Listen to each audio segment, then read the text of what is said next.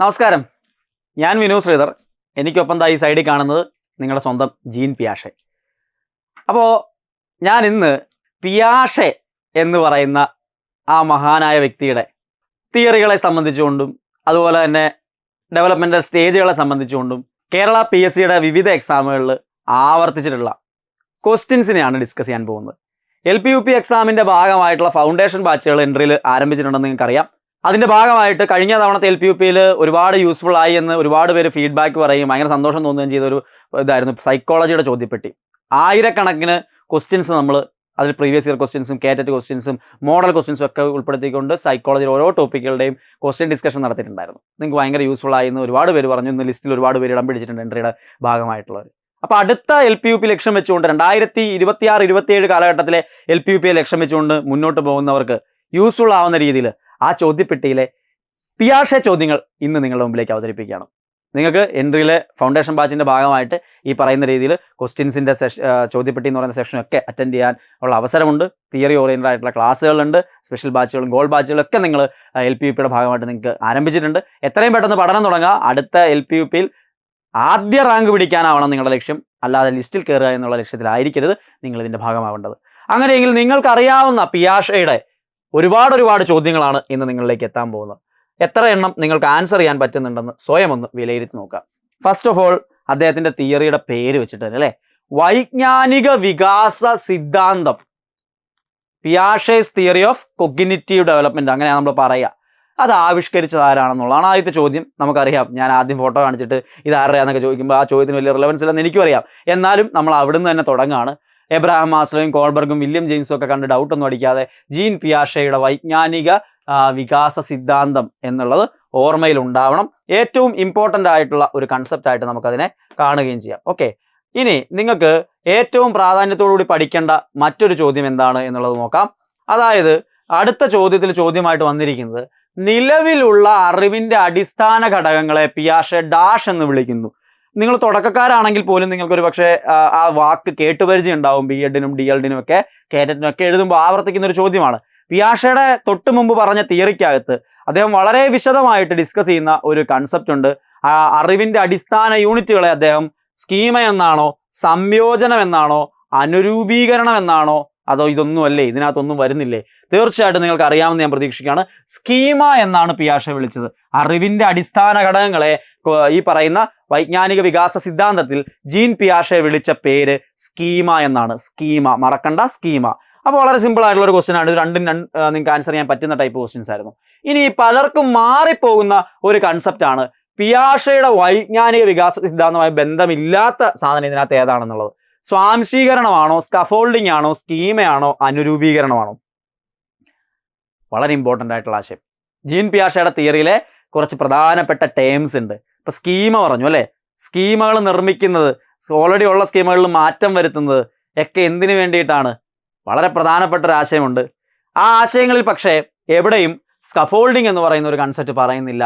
Scaffolding അദ്ദേഹത്തിൻ്റെ തിയറിയുമായി ബന്ധപ്പെട്ടതല്ല, മറിച്ച് അത് ആരുടെ തിയറിയുമായി ബന്ധപ്പെട്ടതാ? നിങ്ങൾക്കറിയാം, അത് വൈഗോസ്കിയുടെ സാമൂഹ്യ ജ്ഞാന നിർമ്മിതിവാദവുമായി ബന്ധപ്പെട്ടുകൊണ്ട് സോൺ ഓഫ് പ്രോക്സിമൽ ഡെവലപ്മെൻറ്റ് എന്ന് പറയുന്ന ആശയത്തിൻ്റെ ഭാഗമായിട്ട് അദ്ദേഹം പറഞ്ഞതാണ് കൈത്താങ് അഥവാ സ്കഫോൾഡിംഗ് എന്ന് പറയുന്ന സംഭവങ്ങളൊക്കെ. തെറ്റിക്കേണ്ട ഒരു കാര്യവുമില്ല. അപ്പോൾ സ്കഫോൾഡിംഗ് ഇവിടെ വരുന്നില്ല. സ്വാംശീകരണവും സ്കീമയും അനുരൂപീകരണവും ഒക്കെ പിയാഷെയുടെ കൺസെപ്റ്റുകളിൽ വരുന്നതാണ്. അതായത് സ്വാംശീകരണം, സംസ്ഥാപനം, അതുപോലെ തന്നെ സന്തുലീകരണം തുടങ്ങിയ ആശയങ്ങൾ പിയാഷെ അദ്ദേഹത്തിൻ്റെ തിയറിയിൽ വിശദമായിട്ട് പറയുന്നുണ്ട്. അപ്പം തിയറിയെ ഡീറ്റെയിൽ ആയിട്ട് പഠിപ്പിക്കലല്ല ഞാൻ ഇന്നത്തെ ഈ ക്ലാസ്സിൽ ചെയ്യുന്നത്. ചോദ്യപ്പെട്ടിയിലെ മെത്തേഡും അതല്ല. നിങ്ങൾക്ക് സെപ്പറേറ്റ് ആയിട്ട് തിയറി ക്ലാസ്സുകൾ ഡീറ്റെയിൽ ആയിട്ട് അവൈലബിൾ ആകും ഈ കോഴ്സിൻ്റെ ഭാഗമായിട്ട്. അതിനോട് അറ്റാച്ച് ചെയ്തുകൊണ്ട് നമ്മൾ എന്ത് ചെയ്യാണ്, ആ കൺസെപ്റ്റുകളിൽ നിന്നുള്ള പരമാവധി ചോദ്യങ്ങളെ ക്രിയേറ്റ് ചെയ്ത് പഠിക്കുകയാണ്. കഴിഞ്ഞ തവണ നടന്ന എക്സാമിൽ 18ഉം 19ഉം ക്വസ്റ്റ്യൻസ് വരെ അറ്റൻഡ് ചെയ്യാനായിട്ട് ഈ ചോദ്യപ്പെട്ടിയിലെ ക്വസ്റ്റ്യൻസിലൂടെ മാത്രം ആളുകൾക്ക് സാധിച്ചിട്ടുണ്ടെന്നുള്ളതാണ്. 1-2 ക്വസ്റ്റ്യൻസ് മാത്രമായിരുന്നു കുറച്ച് ചലഞ്ചിങ് ആയിട്ടുള്ളത്.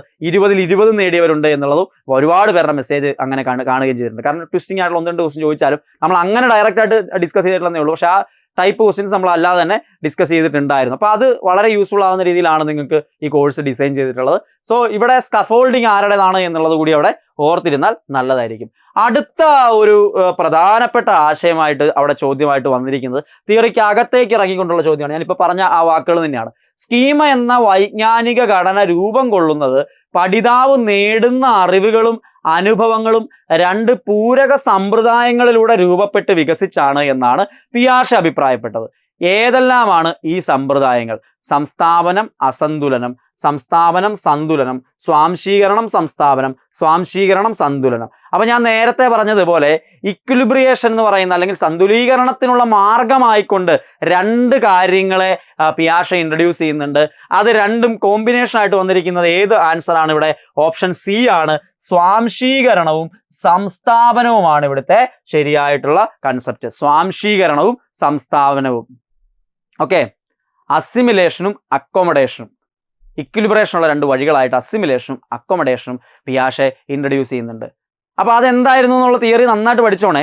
അതായത് പുതിയതായിട്ടൊരു സിറ്റുവേഷൻ, ഒരു പ്രോബ്ലത്തെ നേരിടുന്ന സമയത്ത് കുട്ടി ഓൾറെഡി ഉള്ള സ്കീമ വെച്ച് അതിനെ പരിഹരിക്കാൻ ശ്രമിക്കുന്നതാണ് അസിമിലേഷൻ. അതേപോലെ പുതിയ ആ സാധനം കണ്ടു, നമ്മുടെ നിലവിലുള്ള സ്കീമ വെച്ചിട്ട് അതിനെ സോൾവ് ചെയ്യാൻ പറ്റുന്നില്ല, അപ്പോൾ നിലവിലുള്ള സ്കീമയെ പരിവർത്തനം ചെയ്യുകയോ അല്ലെങ്കിൽ പുതിയ സ്കീമയെ കൂട്ടിച്ചേർക്കുകയോ ചെയ്യുന്ന രീതിയിലുള്ളതാണ് അക്കോമഡേഷൻ എന്ന് പറയുന്നത്. അപ്പോൾ രണ്ട് ആശയങ്ങളും വളരെ ഇമ്പോർട്ടൻ്റ് ആണ്. ഇത് രണ്ടും സന്തുലീകരണത്തിനുള്ള മാർഗമായിട്ടാണ് നമ്മൾ ഉപയോഗിക്കുന്നത് എന്നുള്ളതാണ് പിയാഷെ പറഞ്ഞു വെക്കുന്നത്. വളരെ ഇമ്പോർട്ടൻ്റ് ആയിട്ടുള്ള ആശയമാണ്. ഇനി പിയാഷെയുടെ അഭിപ്രായത്തിൽ വൈജ്ഞാനിക വികാസത്തിന് എത്ര ഘട്ടങ്ങളുണ്ട് എന്നുള്ളതാണ് അടുത്ത ചോദ്യം. എല്ലാവർക്കും അറിയാമെന്ന് ഞാൻ പ്രതീക്ഷിക്കുന്നു. ആദ്യമായി പഠിക്കുന്നവരാണെങ്കിൽ തെറ്റിക്കാതിരിക്കണം.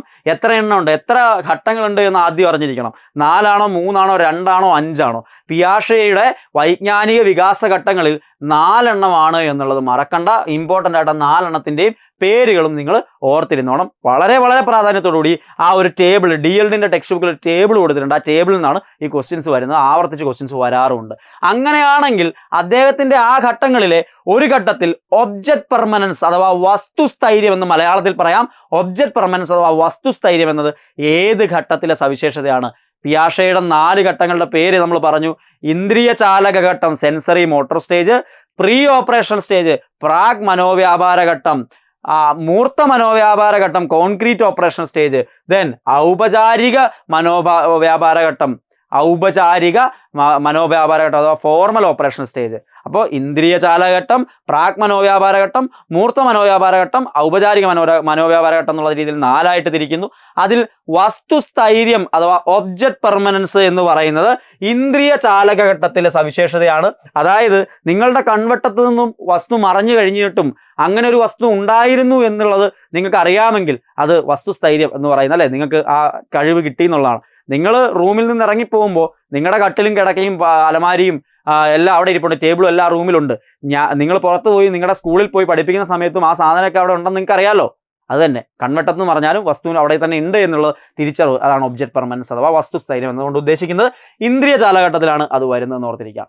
പിയാഷെയുടെ അഭിപ്രായത്തിൽ ശ്രേണീകരണത്തിനുള്ള അതുപോലെ തന്നെ തരംതിരിക്കാനും സീരിയേഷനും ക്ലാസിഫിക്കേഷനുള്ള കഴിവ് നേടുന്ന ഘട്ടം ഇന്ദ്രിയ ചാലഘട്ടമാണോ, പ്രാഗ് മനോവ്യാപാര ഘട്ടമാണോ, മൂർത്ത മനോവ്യാപാര ഘട്ടമാണോ, ഔപചാരിക മനോവ്യാപാര ഘട്ടമാണോ? ഞാൻ നിങ്ങളോട് പറഞ്ഞു DLD ടെക്സ്റ്റ് ബുക്കിൽ ഒരു ടേബിൾ കൊടുത്തിട്ടുണ്ട്. ആ ടേബിളിനകത്ത് ഓരോ ഘട്ടത്തിൻ്റെയും പ്രത്യേകതകളെ കോർഡിനേറ്റ് ചെയ്ത് അതിനകത്ത് എഴുതിയിട്ടുണ്ട്. ആവർത്തിച്ച് PSC ചോദ്യം ചോദിക്കുന്നത് ആ ടേബിളിൽ നിന്ന് തന്നെയാണ്. അത് ഡീറ്റെയിൽ ആയിട്ട് പഠിക്കണം. എന്നിട്ട് ബാക്കിയുള്ള കാര്യങ്ങൾ എക്സ്ട്രാ ആയിട്ട് മാത്രം പഠിച്ചാൽ മതി. ഇവിടെ ഈ പറയുന്ന കഴിവ് മൂർത്ത മനോവ്യാപാര ഘട്ടത്തിലാണ്, കോൺക്രീറ്റ് ഓപ്പറേഷൻ സ്റ്റേജിലാണ് കിട്ടുന്നത്. ശ്രേണീകരണത്തിനും തരംതിരിക്കാനുള്ള കഴിവ് മൂർത്ത മനോവ്യാപാര ഘട്ടത്തിലാണ്. കോൺക്രീറ്റ് ഓപ്പറേഷൻ സ്റ്റേജ് എന്ന് പറഞ്ഞാൽ ലോജിക്കലി ചിന്തിക്കാം, പക്ഷെ അത് നിങ്ങളുടെ മുൻപിലുള്ള, നിങ്ങൾ എക്സ്പീരിയൻസ് ചെയ്യുന്ന, നിങ്ങൾക്ക് തൊട്ടും കണ്ടും കേട്ടും അറിയാൻ പറ്റുന്ന കോൺക്രീറ്റ് ആയിട്ടുള്ള ആശയങ്ങളെക്കുറിച്ച് മാത്രമേ ചിന്തിച്ച് മറുപടി പറയാൻ നിങ്ങൾക്ക് സാധിക്കുകയുള്ളൂ. അല്ലാണ്ട് മനസ്സിൽ ഇമാജിൻ ചെയ്ത് ചിന്തിച്ച് അങ്ങനെ ചെയ്യാനുള്ള കഴിവ് മൂർത്ത മനോവ്യാപാര ഘട്ടത്തിൽ ഇല്ല എന്നുള്ളതാണ്. അത് കിട്ടുന്നത് ഔപചാരിക മനോവ്യാപാര ഘട്ടത്തിലാണ്. അത് ഓർത്തിരിക്കണം, ഇമ്പോർട്ടൻ്റ് ആണ്. ശ്രേണീകരണവും ക്ലാസിഫിക്കേഷനും ഒക്കെ ഈ പറയുന്ന മൂർത്ത മനോവ്യാപാര ഘട്ടത്തിൽ കിട്ടുന്നുണ്ട് എന്നുള്ളത് ഓർത്തിരിക്കുക. അടുത്ത ഒരു ചോദ്യം ചോദിച്ചിരിക്കുന്നത് നല്ലൊരു ചോദ്യമാണ്. 4 പന്തുകളും 3 പന്തുകളും ചേർത്ത് വെച്ച് 7 പന്തുകൾ ഉണ്ടെന്ന് സൂചിപ്പിക്കുന്ന പ്രവർത്തനം 5ാം ക്ലാസ്സിൽ നടത്താൻ അധ്യാപകൻ അവസരം നൽകി. തുടർന്ന് അധ്യാപകൻ 4+3 = 7 എന്ന് ബോർഡിൽ എഴുതി കാണിച്ചു. ഇത് നിരീക്ഷിച്ച സാഗർ ഉടൻ പ്രതികരിച്ചു. എങ്കിൽ 7 - 3 4 ആയിരിക്കില്ലേ എന്ന്. പിയാഷെയുടെ വൈജ്ഞാനിക വികാസ ഘട്ടത്തിൽ ഏതിലാണ് സാഗർ ഉള്ളത്? ഇന്ദ്രിയ ചാലഘട്ടമാണോ, പ്രാഗ് മനോവ്യാപാര ഘട്ടമാണോ, മൂർത്ത മനോവ്യാപാര ഘട്ടമാണോ, ഔപചാരിക മനോവ്യാപാര ഘട്ടമാണോ? കണ്ട എന്തെല്ലാം രീതിയിൽ ചോദ്യം ചോദിക്കുക. ഞാൻ പറഞ്ഞ ടേബിളിനകത്ത് ക്വസ്റ്റ്യൻ വരുന്നതെന്ന് പറഞ്ഞു. ആ ടേബിളിനകത്ത് തന്നെ ഈ ക്വസ്റ്റ്യൻ വന്നിരിക്കുന്നത്. പക്ഷേ ആ ടേബിളിനകത്തെ ഒരു പോയിന്റിന്റെ real life classroom application തന്നിട്ടാണ് ഈ ചോദ്യം വന്നിരിക്കുന്നത്. അപ്പോൾ നിങ്ങൾക്ക് 4 + 3 = 7 എന്ന് പറയുമ്പോൾ 7 - 3 4 ആണെന്ന് തിരിച്ച് ചിന്തിക്കാനുണ്ടെങ്കിൽ കഴിവുണ്ടെങ്കിൽ റിവേഴ്സിബിലിറ്റിക്കുള്ള കഴിവ്, പ്രത്യാവർത്തനത്തിനുള്ള കഴിവ് ഏത് ഘട്ടത്തിലാണ് ഡെവലപ്പ് ചെയ്യുക? അതും മൂർത്ത മനോവ്യാപാര ഘട്ടത്തിലാണ് ഡെവലപ്പ് ചെയ്യുക. സാഗർ എന്ന് പറയുന്ന ആ കുട്ടി മൂർത്ത മനോവ്യാപാര ഘട്ടത്തിൽ വെച്ചിട്ടാണ് ഇത് തിരിച്ച് ചിന്തിക്കാറായത്. അതിനു മുമ്പ് പ്രാഗ് മനോവ്യാപാര ഘട്ടത്തിൽ എന്തില്ല? റിവേഴ്സിബിലിറ്റിക്കുള്ള കഴിവില്ല എന്നുള്ളത് കൂടി ഓർത്തിരിക്കുക. ഇതെല്ലാം ആവർത്തിക്കുന്ന ചോദ്യങ്ങളാണ്, ഇമ്പോർട്ടൻ്റ് ആയിട്ട് നിങ്ങൾ പഠിച്ചു വെക്കേണ്ടതാണ്. ചുവടെ കൊടുത്തിരിക്കുന്നവയിൽ ഏതാണ് പിയാഷയുടെ വൈജ്ഞാനിക വികസന ഘട്ടത്തിൽ പെടാത്തത്? ഇന്ദ്രിയ ചാലഘട്ടം, പ്രാഗ് മനോവ്യാപാര ഘട്ടം, മൂർത്ത മനോവ്യാപാര ഘട്ടം, ബിംബന ഘട്ടം. വളരെ സിമ്പിൾ അല്ലേ? ഇതിൽ ബിംബന ഘട്ടം ആരുടെയാണെന്ന് കൂടി ഒന്ന് കണ്ടുപിടിച്ചോ കേട്ടോ. ബിംബന ഘട്ടം ആരുടെയാണെന്ന് താഴെ കമന്റ് ചെയ്യണം. നിങ്ങൾക്ക് അറിയാൻ ഞാൻ വിചാരിക്കുകയാണ്, ഈ ഘട്ടങ്ങളൊക്കെ ഓരോ മനുഷ്യരെയും നമ്മൾ ഇമ്പോർട്ടൻ്റ് ആയിട്ട് പഠിക്കുന്നതാണ്. ഇവിടെ ബിംബന ഘട്ടം പിയാഷയുടേതല്ല, പിന്നെ ആരുടേതാണ്? താഴെ കമന്റ് ചെയ്യൂ, ബാക്കിയുള്ളവർക്കും യൂസ്ഫുൾ ആവട്ടെ. ബിംബന ഘട്ടം ആരുടേത് എന്നുള്ള ചോദ്യം നിങ്ങൾക്ക് ഇട്ടുതന്നിരിക്കുന്നു. യെസ്, അങ്ങനെയെങ്കിൽ പിയാഷയുമായി ബന്ധപ്പെട്ട ഏതാനും ചോദ്യങ്ങൾ ഇന്ന് ഈ വീഡിയോയിൽ ഡിസ്കസ് ചെയ്ത് കഴിഞ്ഞിരിക്കുന്നു. ഇതുപോലെ വളരെ ഡീറ്റെയിൽ ആയിട്ട് നമ്മുടെ ഓരോ തിയറീസുമായിട്ട് ബന്ധപ്പെട്ടുകൊണ്ടും ഓരോ കൺസെപ്റ്റുകളുമായിട്ട് ബന്ധപ്പെട്ടുകൊണ്ടും സിലബസിലെ കൺസെപ്റ്റുകളെ വിശാലമായി ഡിസ്കസ് ചെയ്യുന്ന രീതിയിൽ ചോദ്യപ്പെട്ടി എന്ന് പറയുന്ന ആ ഒരു സെഷനും നിങ്ങൾക്ക് LPUPയുടെ ഭാഗമായിട്ട് സൈക്കോളജിയിലും അവൈലബിൾ ആണ്. മുൻപോട്ട് പോകുമ്പോൾ അതിനെ കൂടുതൽ മെച്ചപ്പെടുത്തിക്കൊണ്ട് നിങ്ങൾക്ക് മുമ്പിലേക്ക് അവതരിപ്പിക്കുകയും ചെയ്യും. ഇതൊരു തുടക്കമാവട്ടെ. ഏറ്റവും മികച്ച രീതിയിൽ പ്രിപ്പയർ ചെയ്തുകൊണ്ട് അടുത്ത LPUPയുടെ ടോപ്പ് 10 റാങ്കിൽ ഇടം പിടിക്കാനായിട്ട് എൻട്രി ഉദ്യോഗാർത്ഥികൾക്ക് സാധിക്കണം എന്നുള്ള രീതിയിൽ തന്നെയാണ് എൻട്രി LPUPയുടെ ഫൗണ്ടേഷൻ ബാച്ച് ആരംഭിച്ചിരിക്കുന്നത്. ഏറ്റവും മികച്ച രീതിയിൽ പ്രിപ്പയർ ചെയ്യാനായിട്ട് എത്രയും പെട്ടെന്ന് അതിൽ ജോയിൻ ചെയ്യുക. എല്ലാ ആശംസകളും. വീണ്ടും കാണാം. നന്ദി.